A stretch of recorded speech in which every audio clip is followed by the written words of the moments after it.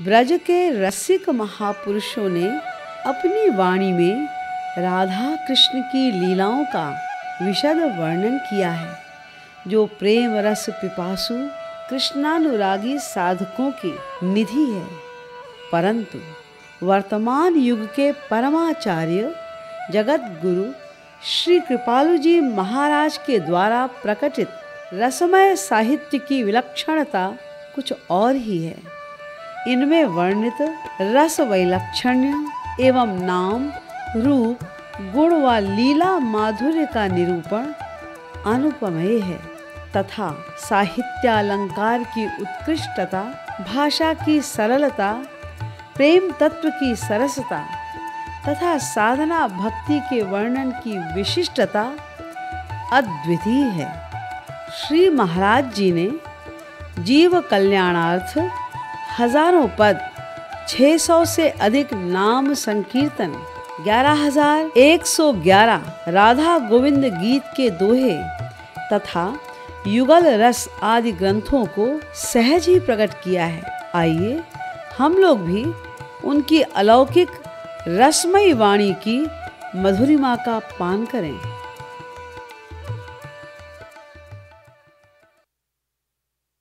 ये सब वेद मंत्र कह रहे हैं कि स्वर्ग नश्वर है, नगण्य है, और पुराण भी यही कह रहे हैं।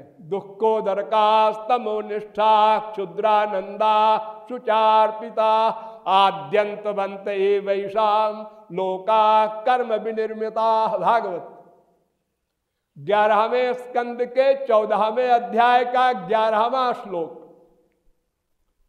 अर्थात स्वर्ग के परिणाम में दुख, और वो भी कुछ दिन का सुख, और वो भी दुख मिश्रित सुख, और अज्ञान युक्त अनेक शब्द लिखे भागवत में वेद व्यास ने। और गीता तो कहती ही है, ते तम भुक्त्वा स्वर्गलोकम विशालम क्षीणे पुण्य मर्तलोकम विशंति। कुछ दिन स्वर्ग में जाकर रह लो, वो और खलेगा। अगर कोई व्यक्ति एक ही जीवन में कोठी कार में रहा हो और फिर उसको एक छोटी सी सर्वेंट रूम और साइकिल में रहना पड़े तो बहुत फीलिंग होगी उसको। और अगर हमेशा ही वो पैदा होते ही से वो सर्वेंट रूम और साइकिल में है तो ठीक है, चल रहा है, कोई फीलिंग नहीं ज्यादा उसको। हाँ, तो आप देखिए कि सब शास्त्र वेद कह रहे हैं स्वर्ग निंदनीय, घोर निंदनीय, घोर मूर्ख है वो।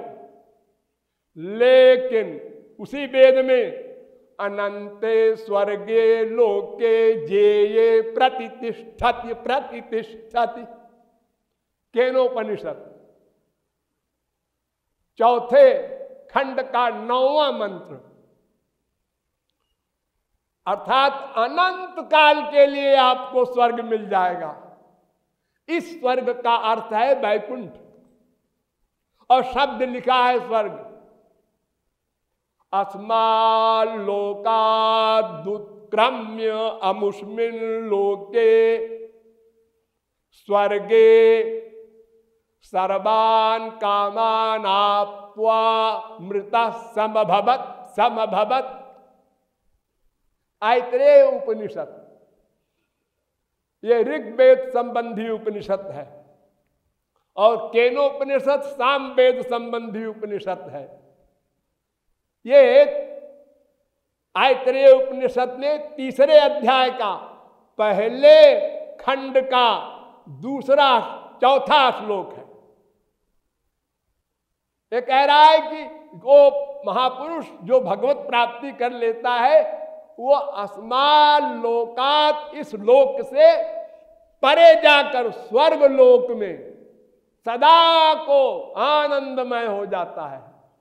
स्वर्ग में और सदा को ये भी वैकुंठ है, उसको स्वर्ग लिखा है। अरे वेदों को छोड़ो, भागवत को ही ले लो। सत्रम स्वर्गाय लोकाय सहस्र सममासत पहले स्कंद के पहले अध्याय का 4था श्लोक। शौनकादिक परमहंसों ने एक यज्ञ किया, 1000 वर्ष चलने वाला यज्ञ, 1000 वर्ष। किस लिए? भगवान का लोक मिले इसके लिए। और शब्द क्या लिखा है? स्वर्गाय, स्वर्ग लोक की प्राप्ति के लिए 1000 वर्ष तक। अरे आप लोगों ने पूतना का हाल तो जानते ही हैं। पूतना लोक बालघनी, लोगों का खून चूसने वाली, मार डालने वाली राक्षसी, वह पूतना भी स्वर्ग मवाप जननी गतिम या तुधान्यपि सा स्वर्ग मवाप जननी गतिम। भागवत। वो मां वाली गति जो श्री कृष्ण ने अपनी मां को गति दी थी, अपना लोक, वो गति दी पूतना को। यहां भी स्वर्ग लिखा है। तो शब्दों का अर्थ केवल जान ले कोई तो कुछ नहीं समझ सकता, न पुराणों को, न वेदों को, न शास्त्रों को। चक्कर खा जाएगा। तो श्री कृष्ण उसे कहते हैं ब्रह्म, उसे कहते हैं जो बड़ा हो, बड़ा करे। और वो ब्रह्म जो ऐसा है, वो ब्रह्म योनिम, यो योनिम योनिम मधितिष्ठत, ये श्री कृष्ण की शक्ति है। यानी श्री कृष्ण में समा जाता है ब्रह्म। श्री कृष्ण उसके शक्तिमान है, ब्रह्म की योनि है श्री कृष्ण। गीता में कहा ब्रह्मणो ही प्रतिष्ठा अमृतस्याव्ययस्य च शाश्वतस्य च धर्मस्य सुखस्यैकान्तिकस्य च। 14वें अध्याय का 27वां श्लोक।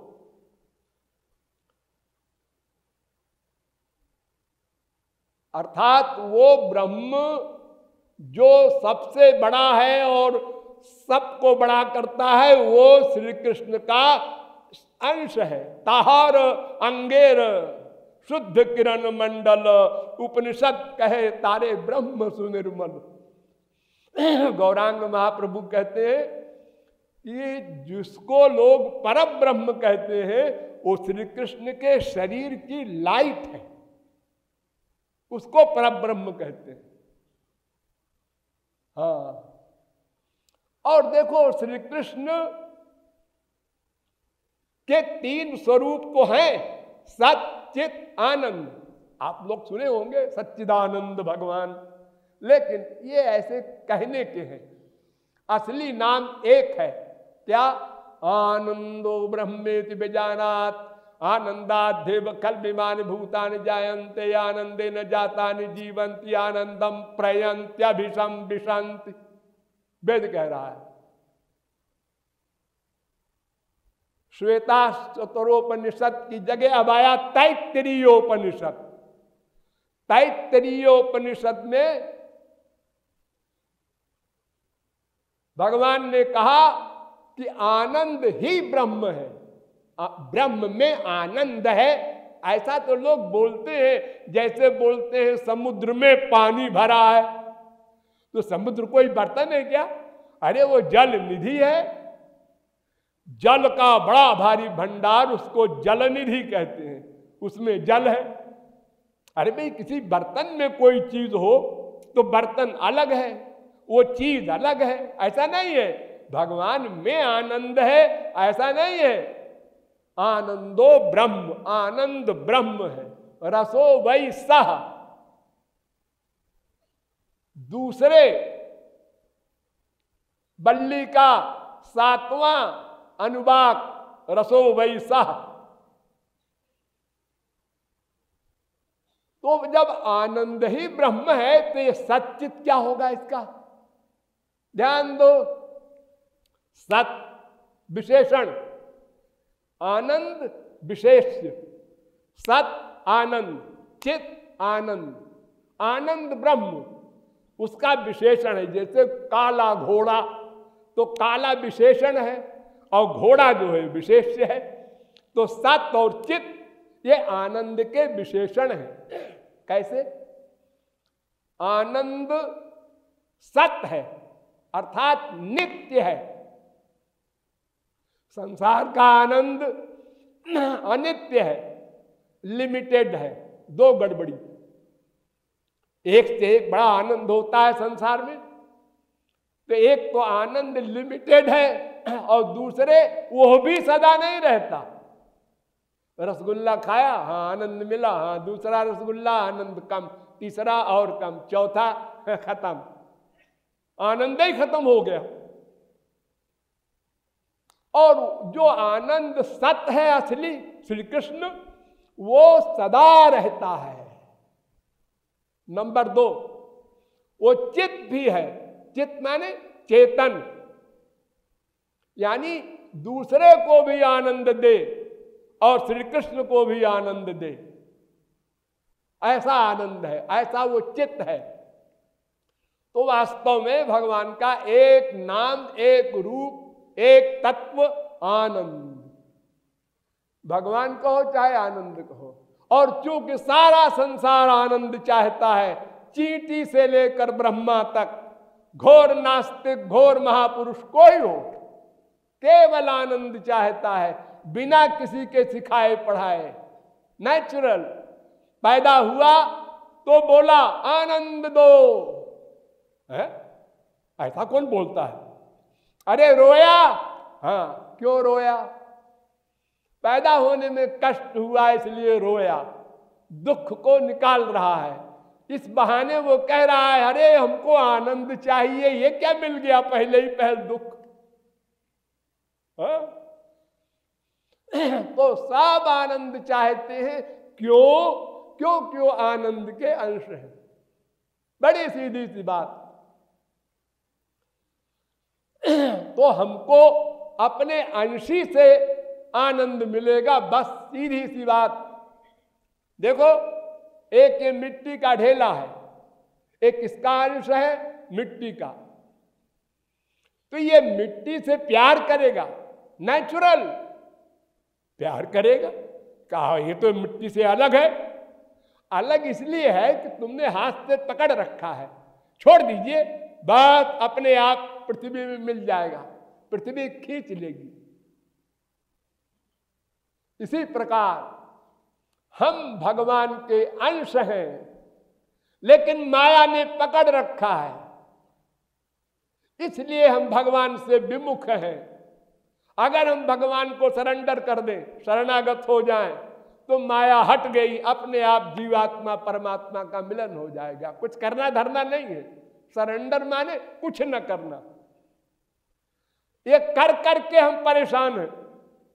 अच्छा कर्म करें तो बंध गए, स्वर्ग मिलेगा, बुरा कर्म करें तो बंध गए, नरक मिलेगा। अच्छा बुरा मिक्सचर करेंगे तो मृत्युलोक में आएंगे। पुण्य न पुण्य लोकम नयति, पापे न पापम उभाभ्याम्यो मनुष्य लोकम। अपने आप बांध रहे हैं। हम एक कर्तृत्वाभिमान छोड़ दें, अगर वो करता है, बस बात खत्म। न कर्म बंधन होगा और न 84 लाख में हम जाएंगे। तो श्री कृष्ण ब्रह्म है और सगुण साकार ब्रह्म है, निराकार ब्रह्म उनकी योनि है, उनके वो अधिष्ठाता है। और श्री कृष्ण केवल आनंद रूप है। आनंद एवाधस्तात् आनंद उपरिष्टात् आनंद पुरस्तात् आनंद पश्चात आनंदो दक्षिणतः आनंद उत्तरतः आनंद एवेदग्वम सर्वम। जिसके भीतर आनंद, बाहर आनंद, उत्तर आनंद, दक्षिण आनंद, पूर्व आनंद, पश्चिम आनंद, सर्वत्र आनंद ही आनंद लबालब भरा है। उस पर्सनैलिटी का नाम श्री कृष्ण और उसी की लाइट का नाम ब्रह्म। उसके 3 नाम है, ब्रह्म, परमात्मा, भगवान। फिर कभी बताएंगे डिटेल में तो वो आनंद रूपी श्री कृष्ण अपनी शक्तियों के द्वारा सगुण साकार हो जाता है और जब चाहे निराकार भी रहता है। देखो सर्वव्यापक है, निराकार है, कोई नहीं देखता। आपके हृदय में बैठा है दूसरा भगवान, आपके आइडियाज नोट करता है, आपके कर्मों का फल देता है, आप में इंद्रिय मन बुद्धि में कर्म करने की शक्ति देता है, ये सब कुछ करता है। आप नहीं जानते, नहीं देखते, नहीं अनुभव करते। और एक गोलोक में है श्री कृष्ण और एक अवतार लेकर के भी आता है। तो बहुत प्रकार के हैं, लेकिन न भीतर वाले को आप समझ सकते हैं, न गोलोक वाले को, और न अवतार लेके आने वाले को। क्यों? अवतार लेके आता है तब क्यों समझ में नहीं आएगा? न मल्लानाम चंद्रनाम नरबरा स्त्रीणाम स्मरो मूर्तिमान गोपानाम स्वजनो सताम क्षितिभुजाम शास्ता सुपित्रो शिशु मृत्युर्भोज पतेर विराड विदुषाम तत्वं परम योगिनाम वृष्णीनाम परदेवतेति विदितो रंगंगता साग्रजा। मथुरा में धनुष यज्ञ हो रहा था, उसमें श्री कृष्ण गए, बुलाए गए थे, अक्रूर के द्वारा गए। तमाम कंस के बड़े बड़े पहलवान और पब्लिक सभी थे वहां, सब ने श्री कृष्ण को देखा, लेकिन एक ने देखा क्यों जी इनके 3 सिर है, दूसरा कहता है गिनती भी आती है 12 है, तीसरा कहता है तुम दोनों अंधे हो, इसके तो 18 सिर है। क्यों जी? संसार में हम किसी को देखेंगे तो या तो सुंदर लगेगा, या तो खराब लगेगा, और या तो कॉमन लगेगा। बस किसी के 4 सिर और 8 पैर और 12 हाथ तो नहीं दिखाई पड़ेगा। लेकिन भगवान के शरीर में ये वैलक्षण्य है कि जाकी रही भावना जैसी प्रभु मूर्ति देखी तिन तैसी। सब अलग अलग दृष्टि से देख रहे हैं। ये चिदानंद में देह का कमाल है।